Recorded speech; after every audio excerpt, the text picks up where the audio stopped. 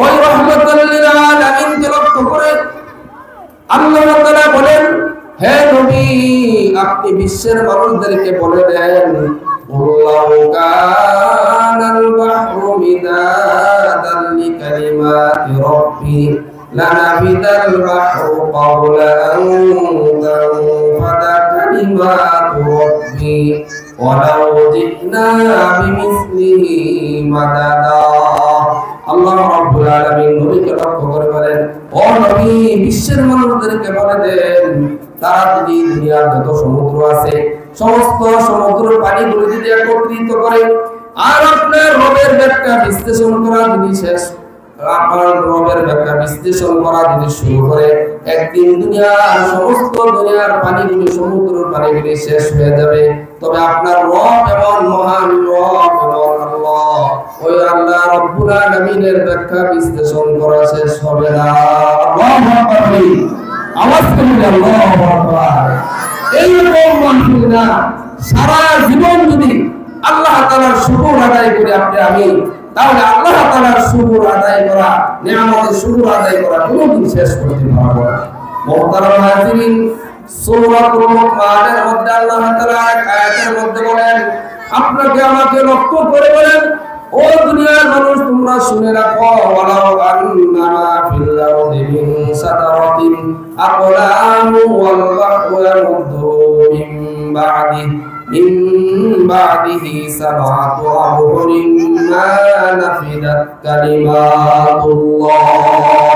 আল্লাহ রাব্বুল আলামিন সূরা লুকমানের এই আয়াতের মধ্যে আপনাকে আমাকে লক্ষ্য করে বলেন, ও বিশ্বের মানুষ তোমরা শুনে রাখো, এই দুনিয়ার মধ্যে যত বৃক্ষ তরুলতা আছে, গাছ আছে, গাছগুলি আমরা চিনি।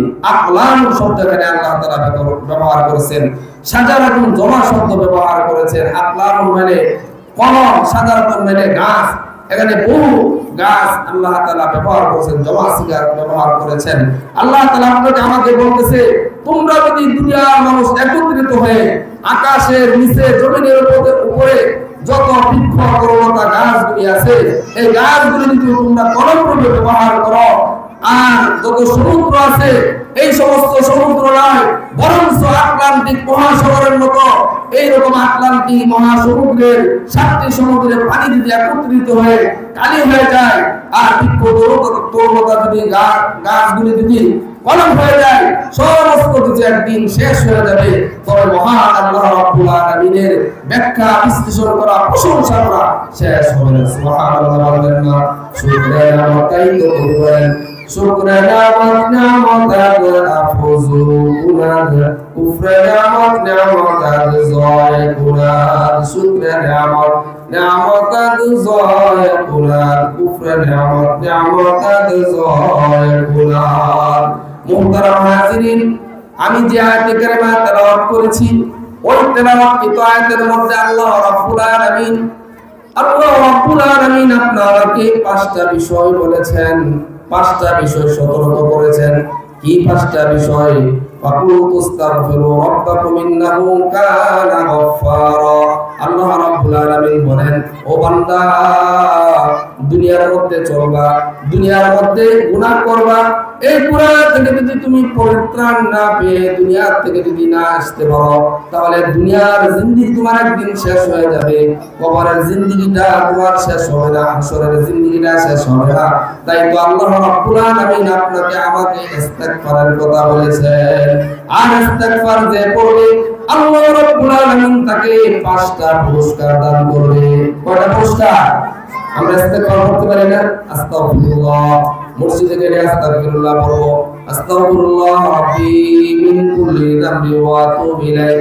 এই কালিমাটা যদি, এই শব্দগুলো যদি আমরা পড়তে পারি, তাহলে আল্লাহ পাক রব্বুল আলামিন আপনাকে আমাকে 5টা পুরস্কার দান করবে। সুবহানাল্লাহ। কয়টা পুরস্কার? 5টা পুরস্কার।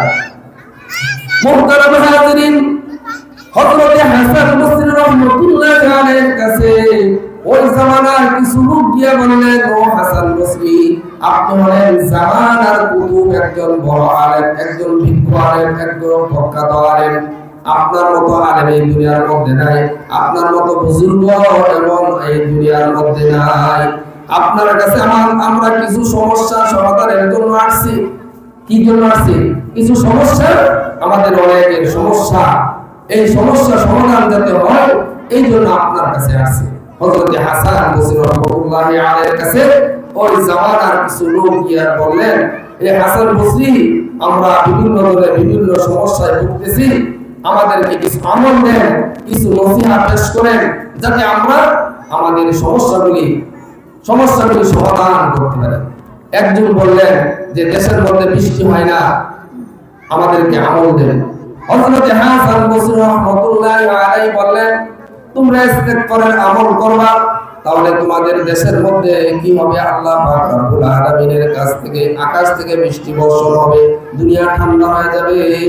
ওই লোককে বললেন ইস্তেগফারের আমল দিলেন। আরেকজন গিয়া বললেন, ও হাসান বসরি, আমার সন্তান হয় না, আপনি একটা আমল দেন, যে আমলের মাধ্যমে আমার নেক সন্তান জন্মগ্রহণ করবে। তখন ওই হাসান বসরি তাকে ইস্তেগফারের আমল দিলেন। ও মুহতারাম হাজিরিন, আরেকজন বললেন, ও হাসান বসরি, আমার অভাব, ঘর পরিচালনা করতে পারি না, সংসার পরিচালনা করতে পারি না, আপনি আমাকে কিছু আমল দেন, যে আমলের দ্বারা আমার অভাব অনটন দূর হয়ে যায়। হযরত হাসান বসরি তাকে ইস্তেগফারের আমল দিলেন। মুহতারাম হাজিরিন, হযরত হাসান বসরি রাহমাতুল্লাহি আলাইহি আরেকজন লোক বললেন, আরো কিছু সংখ্যক লোক বললেন, ও হাসান বসরি, শুনছিলাম আপনি একজন আলেম বুজুর্গ, কিন্তু সকলকে আপনি ইস্তেগফারের আমল দিলেন, ঘটনা কি? কিন্তু বিভিন্ন জনের বিভিন্ন সমস্যা, তারা সমস্যায় জর্জরিত, সকলকে আপনি ইস্তেগফারের আমল দিলেন। হযরত হাসান বসরি রাহমাতুল্লাহি আলাইহি সমাবেত সকলকে লক্ষ্য করে বললেন, এই লোকেরা, লোক সকল শুনো, এটা আমার কোনো কারামত না, বরঞ্চ ইস্তেগফারের দ্বারা যদি ফায়দা হয়, আল্লাহর নবী নূহ আলাইহিস সালাতু ওয়াস সালাম আল্লাহ পাক রব্বুল আলামিনের কাছ থেকে মঞ্জুর করায়ছেন, গ্রহণ করায়ছেন, যে ইস্তেগফার করলে 5টা ফায়দা হবে। সুবহানাল্লাহ, আওয়াজ করে বলি সুবহানাল্লাহ। আমরা ইস্তেগফার আমল তো করব, ইস্তেগফার আমল করব ইনশাআল্লাহ। মুহতারাম হাজিরিন, 1 নম্বর ফায়দা হলো, আমার আপনার দুনিয়ার জীবনের মধ্যে অনেক গুনাহ হয়, চোখের গুনাহ, হাতের গুনাহ, পায়ের গুনাহ, শয়তানের কুমন্ত্রণায় পড়ে আমরা গুনাহ করে ফেলি। যদি ইস্তেগফারের আমলটা করতে পারি, আল্লাহ পাক রব্বুল আলামিন বলেন সূরা নূহের মধ্যে, আল্লাহ তাআলা বলেন, ফাকুল তুস্তাগফিরু রাব্বাকুম ইন্নাহু কানা গাফফারা। মহান আল্লাহ রব্বুল আলামিন আপনাকে আমাকে রক্ষা করে বলেন, ও বান্দা, তুমি যে গুনাহ করেছো, অন্যায় করেছো, এই গুনাহের জন্য যদি আমি রব্বুল আলামিনের কাছে, আমি রব্বুল কারীমের কাছে তুমি অনুতপ্ত হও, ইস্তেগফার করো, আমি রব্বুল আলামিন তোমার সমস্ত জীবনের গুনাহগুলি ক্ষমা করে দিব। সুবহানাল্লাহ, আওয়াজ করে বলি সুবহানাল্লাহ। 1 নম্বর ফায়দা হলো ইস্তেগফারের। 1 নম্বর ফায়দা হলো আপনার আমার গুনাহ আল্লাহ রব্বুল আলামিন ক্ষমা করবে। দুনিয়ার মানুষ না, দুনিয়ার মানুষ ক্ষমা করবে না, একে অপরকে ক্ষমা করতে পারে না, তার সাথে তার যদি ঝগড়া হয় তাহলে ক্ষমা করবে। আল্লাহর হক বান্দা ক্ষমা করতে পারে না। আমরা আল্লাহর হক অবরত নিয়ামত আমরা কি করতেছি? অস্বীকার করতেছি, করি না। এই রব্বুল আলামিন বলেন, তুমি যদি ইস্তেগফারের আমল করো, আমি রব্বুল আলামিন তোমার সমস্ত জীবনের গুনাহগুলো ক্ষমা করে দেব। ফাকুল তুস্তাগফিরু রাব্বাকুম ইন্নাহু কানা গাফফারা ইরসিলিস সামাআ আলাইকুম মিদরারা। মহান আল্লাহ রব্বুল আলামিন বলেন, ও বান্দা, তোমরা যখন আকাশ থেকে বৃষ্টি পড়ে না, দেশের মধ্যে বৃষ্টি পড়ে না, বৃষ্টি হয়, অনেক সময় বৃষ্টি হয় না, তখন কি করে? উলামায়ে কেরাম নামাজ পড়ে, ইস্তেসখার নামাজ পড়া হয়। বিভিন্ন মাঠের মধ্যে উলামায়ে কেরাম ইস্তেসখার নামাজ পড়ে, আল্লাহর কাছে সাহায্য প্রার্থনা করে, নামাজ পড়ে দোয়া করে। এটা কোরআনের ভাষা অনুযায়ী, কোরআনের আমল, আল্লাহ তাআলার হুকুম। যদি ইস্তেগফারের এবং এইভাবে নামাজ পড়ে, আকাবিররা পড়েছেন, উলামায়ে কেরাম পড়েছেন, এটা যদি কেউ করে তাহলে নামাজ পড়ে দোয়া করে ইস্তেগফার করে আল্লাহ রাব্বুল আলামিন বলেন ইরসিলিস সামা'a আলাইকুম মিদরারা। মহান আল্লাহ রাব্বুল আলামিন বলেন ও বান্দা তুমি আকাশ থেকে বৃষ্টি হয়, বৃষ্টি হচ্ছে না, কষ্ট পাইতেছো, গবাদি পশুগুলো কষ্ট পাচ্ছে, তবে তোমরা সকলে মিলে যদি ইস্তেগফারের আমল করো তাহলে আমি রব্বুল আলামিন তোমাদেরকে আকাশ থেকে বৃষ্টি দান করব। সুবহানাল্লাহ। ইরসিলিস সামা'a আলাইকুম মিদরারা ওয়া ইউমদিদকুম বিআমওয়ালিন ওয়া বানিন।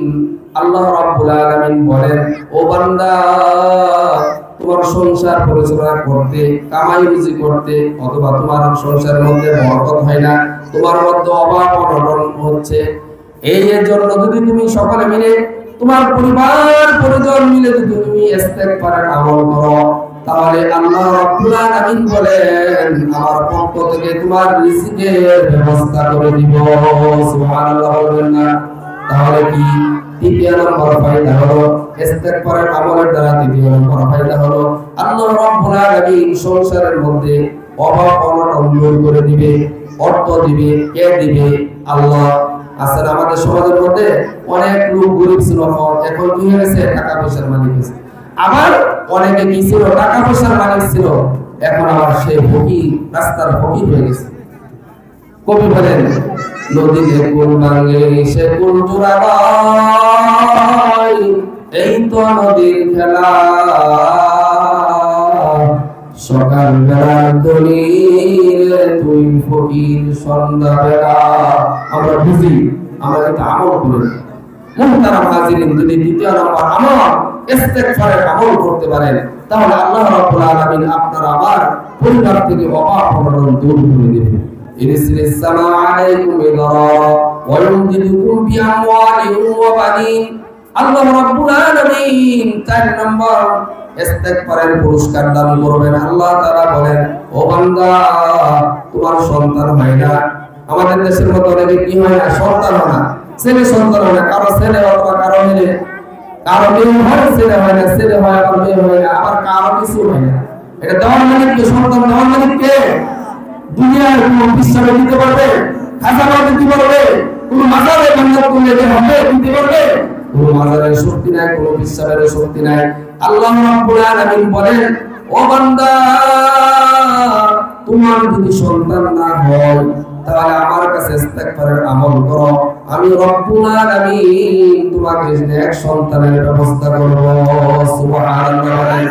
ও মুহতারাম হাজিরিন, ইরসিলিস সামা'a আলাইকুম মিদরারা ওয়া ইউমদিদকুম বিআমওয়ালিন ওয়া বানিন ওয়া ইয়াজআল লাকুম জান্নাতি ওয়া ইয়াজআল লাকুম আনহারা।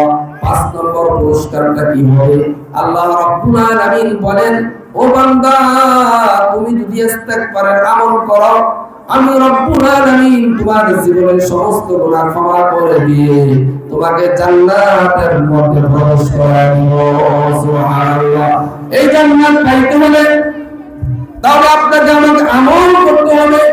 আল্লাহ রাব্বুল আলামিন কোরআনে পাকের মধ্যে বলেন ইন্নাল্লাযীনা আমানু ওয়া আমিলুস সালিহাত কানাত লাহুম জান্নাতুল ফিরদাউসি নুজুলা নুজুলান খালিদিনা ফিহা লা ইয়াবগুনা আনহা হিওয়ালা। আল্লাহ রাব্বুল আলামিন বলেন ইন্নাল্লাযীনা আমানু, নিশ্চয় যারা ঈমান আনে। তাহলে 1 নম্বর শর্ত কি? আপনাকে আমাকে ঈমান আনতে হবে। কার উপর আনতে হবে? আল্লাহ পাক রব্বুল আলামিনের উপর, রাসূল কারীম সাল্লাল্লাহু আলাইহি ওয়াসাল্লামের উপর। যদি ঈমান আনেন, ঈমান আনার পর আমলে সালেহ করতে হবে, নেক আমল করতে হবে। যদি আমলে সালেহ করেন এবং ঈমান আনেন, আল্লাহ রাব্বুল আলামিন বলেন ও বান্দা অবশ্যই তোমাকে জান্নাত দান করব। সুবহানাল্লাহ।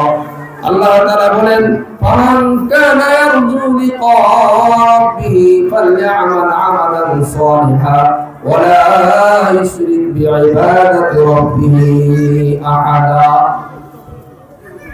আল্লাহ রাব্বুল আলামিন বলেন